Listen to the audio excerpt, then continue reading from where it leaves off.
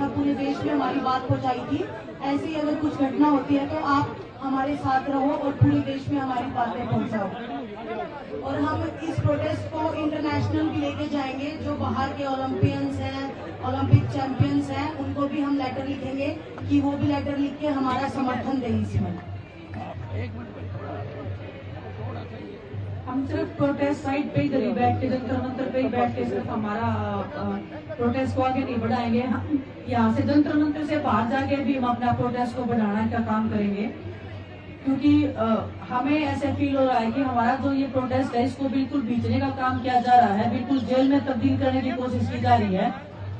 तो हम इसको जितना हम ओपनली जाके हर जन तक पहुंचाना चाहते हैं, क्योंकि देश की बेटियों की लड़ाई है। ये सिर्फ कुश्ती की और कुश्ती की महिला खिलाड़ियों की बात नहीं है, ये हर उस स्पोर्ट्स पर्सन की आवाज है, ये हर उस महिला की आवाज है जो अलग अलग क्षेत्रों में अपना काम करती हैं और जिनके साथ में शोषण होता आया है, जो अपनी आवाज उठा नहीं पाई है। तो आज का जो हमारा प्रोग्राम है, हम कनॉट प्लेस में जाएंगे और जितने भी लोग हैं हम सबके सामने अपना प्रोटेस्ट है उसकी बातें रखेंगे कि हमारे साथ में ऐसे हो रहा है और हमारी इस न्याय की लड़ाई में हमारा साथ दीजिए। हम दिल्ली के अलग अलग संगठनों के से भी बातचीत कर रहे हैं, उनके संपर्क में भी हैं और आने वाले टाइम में 21 तारीख का हमने हमारे बड़े बुजुर्गों ने कॉल दिया है। अगर तब तक कुछ फैसला नहीं होता है तो उसके बाद हम कोई बड़ी कॉल ले सकते हैं। तो दिल्ली के महिला संगठन है या छात्र संगठन है, जितने भी संगठन है, किसान संगठन है, सबसे हम कांटेक्ट में हैं और बड़ी कॉल हम ले सकते हैं 21 तारीख के बाद में। लंबा समय हो गया और कोई पॉजिटिव रिजल्ट नहीं आए। मैंने 4 तारीख में आपसे वादा किया था कि मैं यहाँ परमानेंट के लिए बैठूं। मैं जबान दे के फिरता नहीं हूँ। बाबा साहब अम्बेडकर ने भी कहा कि किसी भी देश की तरक्की का पैमाना मैं उस देश की महिलाओं की तरक्की को मानता हूँ। जिस देश में उस देश की बेटियां जिन्होंने नाम रोशन किया उनके साथ अन्याय हो तो मेरे जैसे भाई घर नहीं बैठ सकते।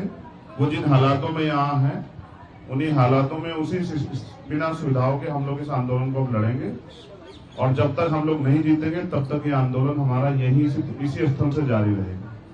और मैं अपने सभी साथियों से कहूंगा, मैं इसलिए चुपचाप आया कि फिर क्योंकि मेरा मकसद दिखावा करना नहीं है। अगर मैं दिखावा जोर लगा गया तो पुलिस के लोग बाहर ही रोक लेते। अब मैं आ गया हूं तो जो मुझसे प्यार करने वाले वो भी आ जाएंगे। तो मुझे उम्मीद है कल के बाद जो है यहाँ एक मेला लगेगा, उस मेले को देखने के लिए बहुत लोग आएंगे।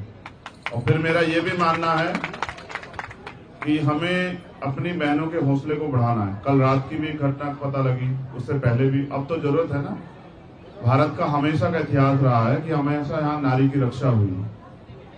और मेरी माँ ने तो मुझे सिखाया कि अगर किसी बेटी का अपमान और तुम वहां मौजूद हो और तुम उसको नहीं रोक पाओ तो कोई फायदा नहीं तुम्हारे जीवन का।